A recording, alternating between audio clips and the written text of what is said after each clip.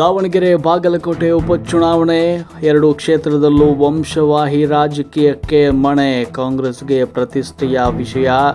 ಗೆಲುವಿನಿಂದ ಬಿಜೆಪಿಗೆ ನೈತಿಕ ಸ್ಥೈರ್ಯ ಸಿಗುತ್ತಾ?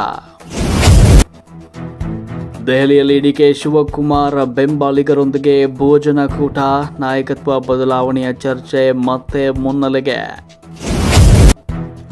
ಈ ಖಾತಾ ಪ್ರಕ್ರಿಯೆಯಲ್ಲಿ ಲಂಚಾವತಾರ. ಸದನದಲ್ಲಿ ದಾಖಲೆ ಸಹಿತ ಅಶೋಕ್ ಗಂಭೀರ ಆರೋಪ.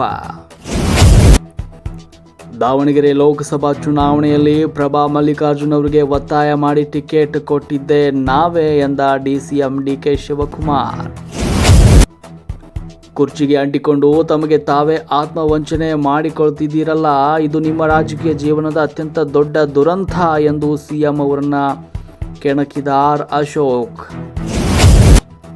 ರಾಜ್ಯದಲ್ಲಿ ಪೆಟ್ರೋಲ್ ಡೀಸೆಲ್ ಕೊರತೆ, ವದಂತಿಗಳಿಗೆ ಕಿವಿ ಕೊಡಬೇಡಿ, ಜನರಿಗೆ ರಾಜ್ಯ ಸರ್ಕಾರದಿಂದ ಮನವಿ.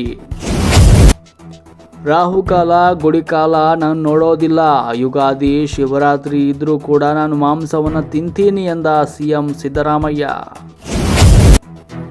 ಶಿಕ್ಷಕರ ವರ್ಗಾವಣೆ ನಿಯಂತ್ರಣ ತಿದ್ದುಪಡಿ ಕಾಯ್ದೆ ವಿಧಾನಸಭೆಯಲ್ಲಿ ಅಂಗೀಕಾರ. ಮಧ್ಯಪ್ರಾಚ್ಯ ಉದ್ವಿಗ್ನತೆ ಕಡಿಮೆ ಮಾಡಲು ವಿಶ್ವಾಸಾರ್ಹ ಭಾರತದಿಂದ ಮಾತ್ರ ಸಾಧ್ಯ, ಇರಾನ್ ರಾಯಭಾರಿಯ ಹೇಳಿಕೆ.